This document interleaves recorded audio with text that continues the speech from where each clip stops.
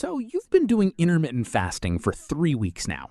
You've survived the hunger pangs, bragged to your coworkers about your eating window, and probably made at least 5 people uncomfortable at lunch when you explained why you're not eating. And yet, that belly fat is still there, sitting, mocking you, like a roommate who won't pay rent. Meanwhile, your algorithm-addicted brain keeps serving you videos about OMAD, 1 meal a day, where people claim they're melting fat faster than ice cream on a Texas sidewalk. And now you're wondering, should I be eating once a day like some kind of medieval peasant? Or am I doing this whole fasting thing wrong? Well, buckle up, Buttercup, because today we're settling this once and for all. I'm breaking down the actual science, the real results, and which method will help you finally evict that stubborn belly fat. But here's the twist. The answer might not be what you think. So stick around, because I'm dropping a fact that most fitness influencers won't tell you, and it completely changes the game. All right, let's get everyone on the same page. Intermittent fasting, or IF, for those of us who love acronyms more than actual food, is basically when you divide your day into an eating window and a fasting window. The most popular version? 16-8. That's 16 hours of fasting, 8 hours of eating. So if you finish dinner at 8 p.m., you don't eat again until noon the next day. Easy enough, right? You're basically just skipping breakfast and calling it biohacking.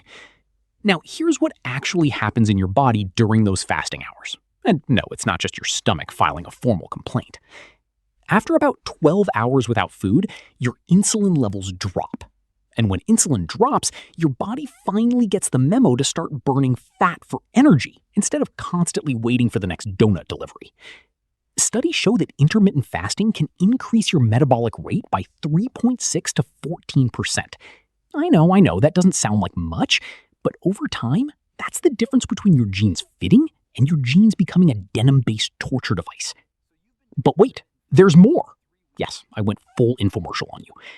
Research published in the Journal of Translational Medicine found that people doing 16-8 IF lost an average of 3% body fat in 12 weeks without changing what they ate.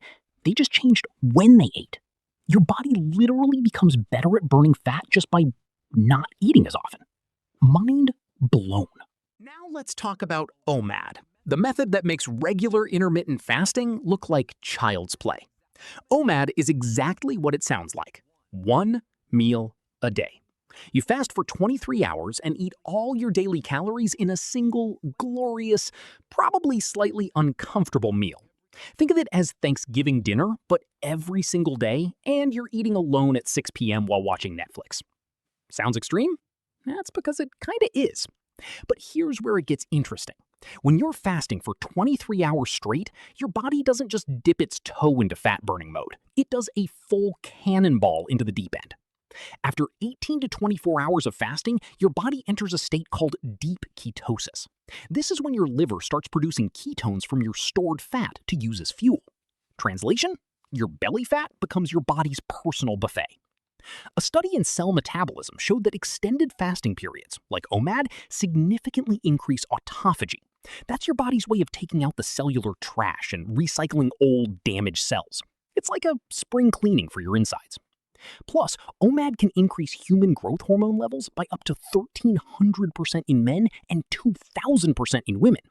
HGH helps preserve muscle mass while you're burning fat, which is basically the holy grail of weight loss. But, and this is a big but, not the kind you're trying to lose, there's a catch. Okay, so here's what you really want to know. Which one burns belly fat faster?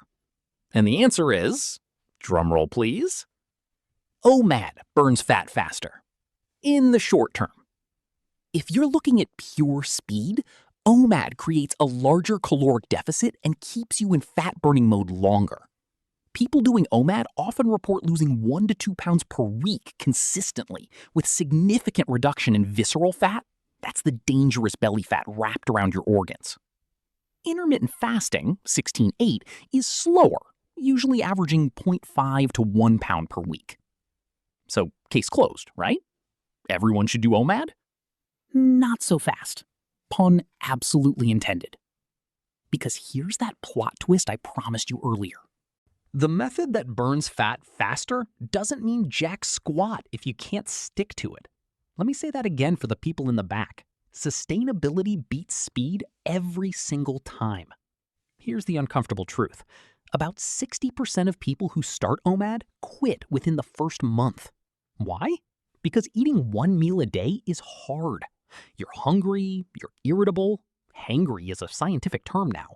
And unless you're a social hermit, good luck explaining to your friends why you can't grab dinner, brunch, or even coffee with them anymore. Meanwhile, intermittent fasting has a compliance rate of around 80 to 85% over 6 months. Why? Because it's flexible. You can still have dinner with your family, you can still go to that birthday brunch, just maybe skip the pancakes and go for the 12 p.m. lunch instead. A 2022 study in JAMA Internal Medicine followed people doing different fasting protocols for 1 year. Guess what? The people doing 16/8 intermittent fasting lost just as much weight long-term as the OMAD group, because they actually stuck with it. The best diet isn't the one that works the fastest. It's the one you'll still be doing 6 months from now, when your motivation has left the chat and your discipline is on life support. So which should you choose? Here's my honest recommendation. Start with 16/8 intermittent fasting. Get your body used to fasting. Learn what actual hunger feels like versus boredom eating. Build the habit. If after a few months you're crushing it and want to level up, then experiment with OMAD for a few days a week. But don't jump straight into the deep end and wonder why you're drowning. Your belly fat didn't show up overnight, and it's not leaving overnight either. Be patient. Be consistent. And for the love of all things holy, stop comparing your week 2 to someone else's year 2. Now, before you click away to go stare at your fridge and contemplate your life choices, let's talk about that little subscribe button down there.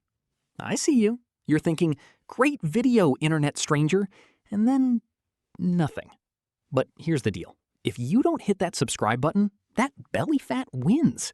And we both know you didn't watch this whole video just to let your stomach have the last laugh. Subscribe for future you, the one who's 3 months in, crushing goals and wishing they'd stayed consistent. Plus, I've got more videos to come to help you actually win this thing. Don't let the belly fat win. I'll see you in the next one.